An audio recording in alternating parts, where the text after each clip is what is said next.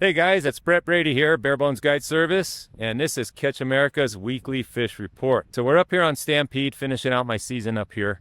The Kokanee are pretty well done. They're really turning gray. They're sitting down on the bottom. A lot of them are up the little Truckee arm, about 60, 70 foot of water. You catch all the fish you want up there. But the quality of them has really got to start going downhill fast. In the main body of the lake, you're catching some of these little guys that are about 7, 8 inches long, but those are 2-year-olds. Those are next year's fish. So if you want the adults, look for those more grayed out fish. But this will be our last trip for up here. This puppy is done for us.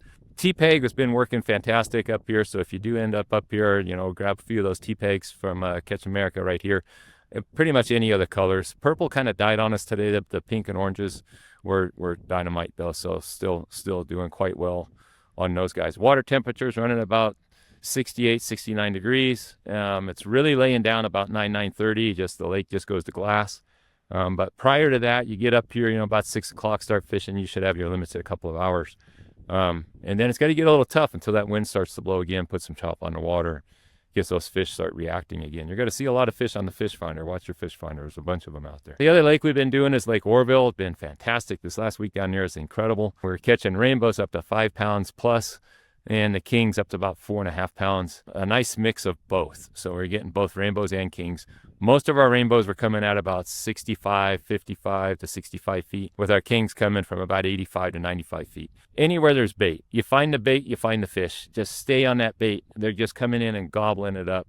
There's bait clear on the surface. There's some bait down there 60, 70 feet. There's some bait down there 130 feet. Guys, take a look at that Uncle Larry's pearl squid. It's been catching a few fish for us. The blue was doing pretty well, but it really dropped off this week. But I would have both of them on the boat for sure. That behind 360 flasher, variety of colors there, guys. It runs the gauntlet. And then the 5.5-inch Dodger is doing really well too. About 2 to 2.3 miles an hour is about what we're traveling and getting most of our bites on. But the key to our success has been just bait. Find the bait, we've got fish. Bullard's bar's got to fall into that same trap. Probably another week that the fish will have enough quality to them to keep. But after that, the quality of them is just going to go really downhill fast.